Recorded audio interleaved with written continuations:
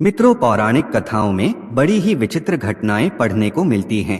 एक ऋषि ने भगवान श्री राम से कहा था कि मुझे बिना अग्नि के बना हुआ भोजन करा और बिना गौ के दूध के अनेक पकवान प्रस्तुत करो। तो आइए जानते हैं कि क्या है पूरी कथा। तो जय सीताराम मित्रों, स्वागत है कथामृत यूट्यूब चैनल पर। मित्रों, श्री राम ने जब अयोध्या का राज्य संभाल लिया था, उसके बहुत दिनों बाद एक समय जब श्री रामचंद्र का दर्शन करने के लिए अपने 60,000 शिष्यों सहित दुर्वासा ऋषि अयोध्या को जा रहे थे, तब मार्ग में जाते हुए दुर्वासा ने सोचा कि मनुष्य का रूप धारण कर श्री विष्णु जी ही संसार में अवतीर्ण हुए हैं। यह तो मैं जानता हूँ, किंतु संसारी जनों को आज मैं उनका पौरुष दिखलाऊंगा। अपने मन में ऐसा विचारते हुए वे अयोध्या आए और नगर में प्रवेश कर सबको साथ लिए पहले सीता जी के भवन में जा पहुँचे। तब शिष्यों सहित दुर्वासा को सीता जी के द्वार पर उपस्थित देख पहरेदार ने शीघ्रता से दौड़कर श्री रामचंद्र जी को सूचना दी। वह सुनते ही भगवान राम मुनि दुर्वासा के पास आए और प्रणाम कर सबको बड़े आदर सहित भवन के भीतर लिवा ले गए तथा बैठने के लिए सुंदर आसन दिया।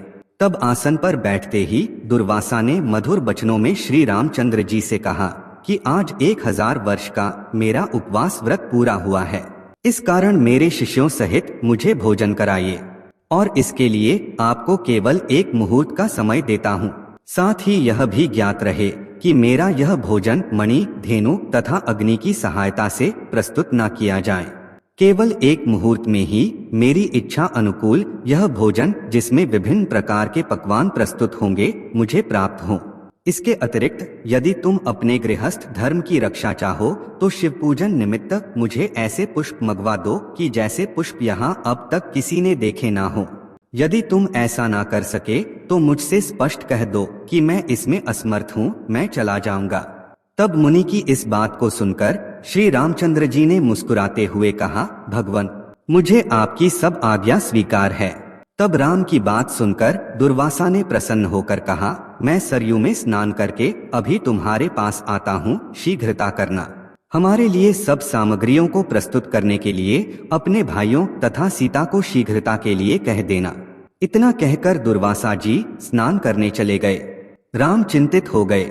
लक्ष्मण आदि भ्राता, जानकी तथा कुश आदि बालक सबके सब व्याकुल हो राम की ओर निर्निमेष दृष्टि से देखने लगे कि मुनि ने तो इस प्रकार की सब अद्भुत वस्तुएं मांगी है, इसके लिए देखना है कि भगवान क्या करते हैं, क्योंकि बिना अग्नि, जल और बिना गौ के उनके लिए किस प्रकार से भोजन प्रस्तुत करते हैं।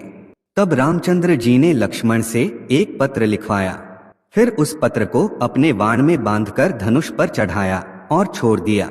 वह बाण वायु वेग से उड़कर अमरावती में इंद्र की सुधर्मा नामक सभा में जाकर उनके सामने गिर पड़ा। उस बाण को देखकर इंद्र व्याकुल हो गए कि यह किसका बाण है। फिर उठाकर जो देखा तो उस पर राम का नाम अंकित था। फिर उसमें बंधे पत्र को खोलकर पढ़ा। पत्र खुलते ही वह बाण फिर वहां से उठकर राम के तरकस में आ गया। उधर इंद्र ने उस पत्र को सभा में बैठे हुए सब देवताओं को सुनाया। उसमें लिखा था कि इंद्र, स्वर्ग में सुखी रहो, मैं सर्वदा तुम्हारा स्मरण करता हूँ, परंतु तुम्हें एक आज्ञा देता हूँ कि आज 1000 वर्ष के भूखे दुर्वासा मुनि अपने 60,000 शिष्यों के साथ मेरे यहाँ आए हैं। वे ऐसा भोजन चाहते हैं जो गाय, मणि अथवा अग्नि के द्वारा सिद्ध ना किया गया हो। इसके साथ ही उन्होंने शिव पूजन के लिए ऐसे पुष्प मांगे हैं जिन्हें कि अब तक मनुष्यों ने ना देखा हो। मैंने उनकी यह मांग स्वीकार कर ली है। वह सरयू में स्नान करने को गए हैं, इसलिए तुम शीघ्र ही कल्पवृक्ष और पारिजात जो क्षीर सागर से निकले हैं, क्षण मात्र में सादर मेरे पास भेज दो। इसके लिए रावण के संहारक मेरे बाणों की प्रतीक्षा ना करना। यह पत्र देवताओं को सुनाकर इंद्रदेव तत्क्षण उठ पड़े और कल्पवृक्ष तथा पारिजात को साथ लेकर देवताओं सहित विमान में बैठकर अयोध्या में आए। लक्ष्मण ने इंद्र का स्वागत किया। इंद्र राम के पास पहुँचे, पारिजात और कल्पवृक्ष को राम को अर्पण किया। इतने में ही सरयू तट से दुर्वासा ने अपने एक शिष्य को राम के पास भेजा कि तुम जाकर देखो कि राम इस समय क्या कर रहे हैं। मैंने जो आज्ञा दी है उसके अनुसार अब तक कुछ भोजन बना है कि नहीं, अब तक वैसे ही चिंता मग्न हैं या कुछ कर रहे हैं। यदि मेरी आज्ञा अनुसार पकवान प्रस्तुत कर रहे हैं तो अब तक कितनी सामग्री तैयार हुई है, यह सब तुम चुपके से देखकर मेरे पास आओ, तब जो आज्ञा। ऐसा कहकर वह शिष्य राम के भवन में आया। देखा तो कल्पवृक्ष और पारिजात से युक्त देवताओं की मंडली में राम विराजमान हैं। यह देखकर उस शिष्य ने शीघ्र ही दुर्वासा के पास जाकर वह समाचार कह सुनाया। शिष्य की यह बात सुनकर दुर्वासा को आश्चर्य हुआ। स्नान करके शिष्यों को साथ लेकर दुर्वासा ऋषि श्री रामचंद्र जी के सुंदर भवन में पहुँचे। श्री राम ने प्रणाम किया और उत्तम आसन पर बिठाकर सीता तथा लक्ष्मण आदि के साथ उनकी पूजा की। फिर जिन पुष्पों को मनुष्यों ने अब तक नहीं देखा था, शिव पूजन के हेतु पारिजात के उन पुष्पों को राम ने दुर्वासा के समक्ष प्रस्तुत किया। उन पुष्पों को देखकर मुनि दुर्वासा ने एक बार तो आश्चर्य किया, किंतु मौन भाव से उन्हें ग्रहण करके शिवजी तथा अन्य देवताओं की उन पुष्पों से पूजा की।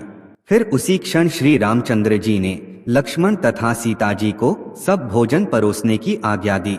तब सीता जी ने कल्पवृक्ष और पारिजात की पूजा करके अनेक पात्रों को लाकर उस कल्पवृक्ष के नीचे रख दिया और प्रार्थना करती हुई बोली कि हे क्षीर सागर से उत्पन्न होने वाले तथा देवताओं की मनोरथ को पूर्ण करने वाले कल्पवृक्ष, आज शिष्यों सहित हमारे यहाँ आए हुए दुर्वासा को तुम संतुष्ट कर दो।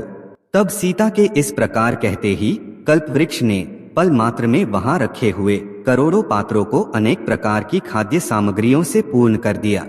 फिर तो उन सब अन्नों को उर्मिला सहित सीता ने स्वर्ण के पात्र में रखकर दुर्वासा जी के समक्ष परोस दिया। फिर तो रामचंद्र से निवेदित दुर्वासा ने अपने शिष्यों के साथ बड़े प्रेम से ऐसा भोजन किया। फिर हाथ मुंह धोकर तांबूल तथा दक्षिणा ली। फिर उन देवताओं के समक्ष ही दुर्वासा ने वेद वाक्यों द्वारा राम की विस्तृत स्तुति की और सानंद वाणी से उन्होंने रामचंद्र जी से कहा कि हे कमल नेत्र राम, आप साक्षात जगदीश्वर हैं। हे राम, आपके पौरुष को संसारी जनों को दिखाने के लिए ही मैंने ये सब किया था। इस प्रकार की बहुत सी स्तुति करके दुर्वासा ने श्री रामचंद्र को प्रणाम किया और आज्ञा लेकर शिष्यों सहित अपने आश्रम को प्रस्थान किया। फिर श्री रामचंद्र जी ने उन देवताओं से कहा कि कल्पवृक्ष और पारिजात को लेकर अब आप लोग भी अपने लोक को जाएं। तब बृहस्पति ने कहा कि जब तक आप भूमंडल में रहेंगे तब तक यह दोनों भी अयोध्या में रहेंगे, और जब आप अपने बैकुंठ लोक को जाने लगेंगे तब यह भी आपके साथ चले जाएंगे। राम ने देव गुरु बृहस्पति की यह बात भी स्वीकार कर ली। इस प्रकार से श्री राम ने बिना अग्नि के और बिना गाय के दूध के दुर्वासा जी को भोजन करवाया। मित्रों, कल्पवृक्ष के अंश से ही पीपल वृक्ष की उत्पत्ति हुई है, जिसकी आराधना से मनुष्य की सब कामनाएं पूर्ण होती हैं। अन्य युगों में पुण्य की अधिकता थी, इससे लोग पीपल वृक्ष की आराधना करते थे, परंतु कलयुग में पाप अधिक है, इसलिए लोग नहीं करते। तो मित्रों, यदि प्रसंग अच्छा लगा हो तो कथामृत चैनल को सब्सक्राइब जरूर करें और कमेंट में जय सीताराम जरूर लिखें। आपको राम राम।